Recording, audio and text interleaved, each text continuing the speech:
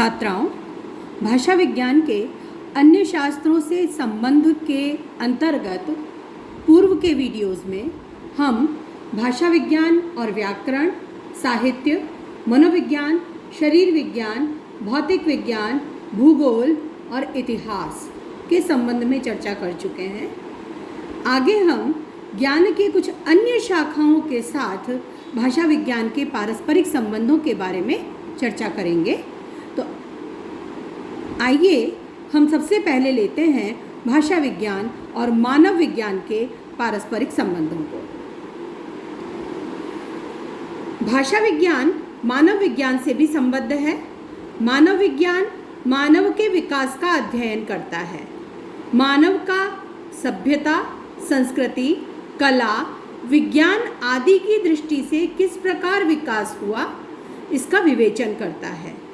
संस्कृतियाँ, धार्मिक विश्वास, अंधविश्वास, परंपराएं, धर्म, पर्व आदि का कैसे विकास हुआ, इनमें क्या क्या परिवर्तन हुए, इसका भी अध्ययन करता है। मनुष्य आदिम अवस्था से अब तक कैसे पहुंचा, इस विकास क्रम में उसके रहन सहन, भाषा, कला आदि का उस पर क्या प्रभाव पड़ा, यह सब मानव विज्ञान ही बताता है।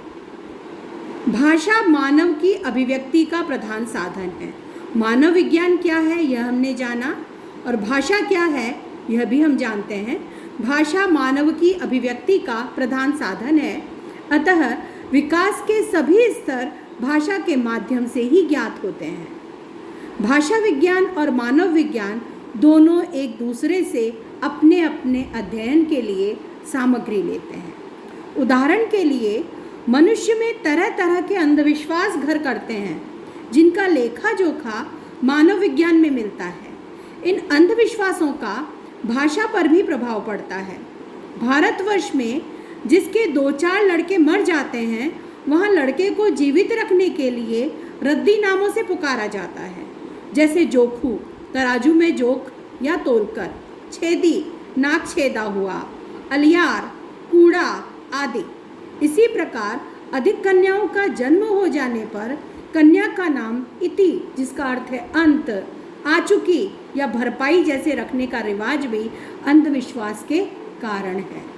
तो ये इस तरह के नाम हैं, उनके अध्ययन के लिए भाषा विज्ञान को जानकारी मानव विज्ञान के माध्यम से ही प्राप्त होती है कि ये इस तरह के अजीबोगरीब नाम समाज में किस प्रकार से प्रचलित हैं।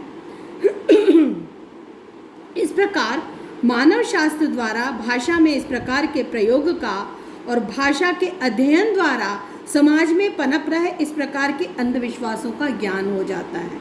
क्योंकि भाषा में जब हम इस प्रकार के नामों का प्रयोग देखते हैं और उनके अध्ययन की तरफ बढ़ते हैं, तो हमें यह जानकारियाँ मिल जाती हैं कि समाज के ऐसे अंधविश्वासों के कारण इनका यह नाम रखा गया है। तो ये एक कुछ उदाहरण हमने समाज में अंधविश्वासों के कारण इस प्रकार से रखे जाने वाले नामों की हमने चर्चा की, जिसमें हमें पता लग जाता है कि किस प्रकार से भाषा विज्ञान और मानव विज्ञान दोनों एक दूसरे से अध्ययन सामग्री प्राप्त करते हैं।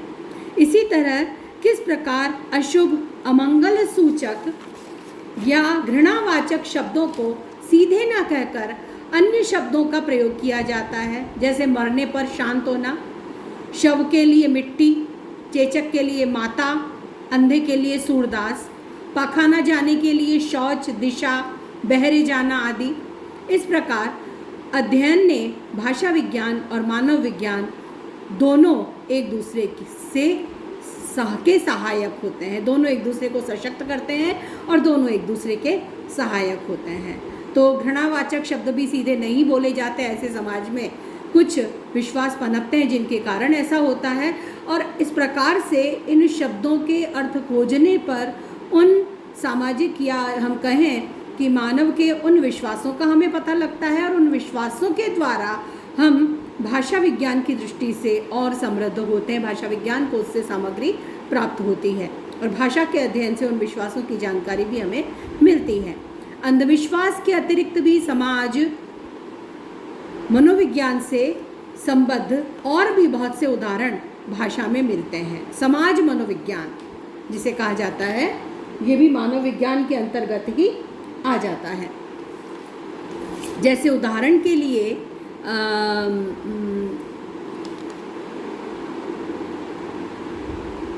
अशोक ने अपने शिलालेखों में अपने लिए देवा नाम प्रिय शब्द का प्रयोग किया, जो बाद में संस्कृत ग्रंथों में मूर्ख का पर्याय बन गया। द्राविड़ भाषाओं में पिल्ले या पिल्लई अच्छे शब्द हैं, लेकिन वह नामों में भी इनका प्रयोग होता है, पर हिंदी में यह न्यून अर्थ में प्रयुक्त होता है। कुत्ते के बच्चे को पिल्ला कहा जाता है। ऋग्वेद की पुरानी ऋचाओं में असुर का अर्थ देवता है, पर परवर्ती में राक्षस हो गया। तो ये सब जो मानव मनोविज्ञान है उसके कारण से यह सब हुआ है। हम मनोविज्ञान में भी इनके बारे में चर्चा कर चुके हैं, लेकिन ये मानव विज्ञान में भी हमें ये जानकारी सारी प्राप्त होती है। तो इसके द्वारा भाषा विज्ञान को अध्ययन के जानकारी मिल पाती है। इन सभी कारणों को जानने के लिए मानव विज्ञान से सहायता लेनी होती है। भाषा विज्ञान मानव विज्ञान से ही यह जान पाता है, तथा इन शब्दों के अध्ययन द्वारा भी समयानुसार मानव की मानसिकता और मानव जीवन में आ रहे बदलावों का अध्ययन करने में सहायता मिलती है। और जब हम भाषा का अध्ययन करते हैं तो मानव विज्ञान की ओर बढ़ते हैं, और यह जानकारी मिलती है कि मानव की सोच में, उसकी मानसिकता में समय समय पर किस प्रकार से बदलाव आते चले गए। भाषा की उत्पत्ति, उसके प्राचीन रूप, लिपि की उत्पत्ति, अर्थ परिवर्तन के अध्ययन में भी भाषा विज्ञान को मानव विज्ञान से सहायता मिलती है। अगला हम विषय लेते हैं भाषा विज्ञान और दर्शन। तो भाषा विज्ञान और मानव विज्ञान के पारस्परिक संबंधों को समझने के पश्चात हम भाषा विज्ञान और दर्शन के संबंधों को समझने का प्रयास करेंगे। भाषा के अध्ययन से हम अपने विचारों को व्यक्त करते हैं और दर्शन द्वारा उन विचारों की विवेचना करते हैं। भाषा विज्ञान का अर्थ विज्ञान भाषा विज्ञान का अर्थ विज्ञान विशेष रूप से दर्शन शास्त्र से संबद्ध है। विश्व के प्रायः सभी देशों में शब्द और अर्थ के चिंतन का प्रारंभ दार्शनिकों ने ही किया। दार्शनिकों से ही ये प्रारंभ हुआ है, शब्द और अर्थ संबंधी चिंतन। खास करके यूरोप के लिए कहा जाता है कि वहाँ पर यूरोपीय दार्शनिकों ने इस चिंतन का प्रारंभ किया, शब्द और अर्थ के संबंधों का, और अर्थ विज्ञान को खास तौर से समझने में कैसे कैसे शब्दों के अर्थ बदले हैं, कैसे कैसे उनके अर्थ निर्धारित होते हैं, ये सारी जानकारी दर्शन शास्त्र के माध्यम से प्राप्त हो पाती है, क्योंकि दार्शनिकों ने ही इस प्रकार का अध्ययन सबसे पहले प्रारंभ किया है। तो विश्व के प्रायः सभी देशों में शब्द और अर्थ के चिंतन का प्रारंभ दार्शनिकों ने किया है। शब्द का क्या स्वरूप है, अर्थ क्या है, शब्द शक्तियाँ क्या और कितनी हैं, शब्द और अर्थ का संबंध है या नहीं, भाषा का मूल तत्व पद है या वाक्य, आदि प्रश्नों पर भारतीय और पाश्चात्य दोनों ही दार्शनिकों ने चिंतन किया है। यूरोप में भाषा संबंधी चिंतन दार्शनिकों ने ही प्रारंभ किया। भारत में वैदिक वाङ्मय में भाषा विषयक विवेचन मूल रूप में प्राप्त होता है।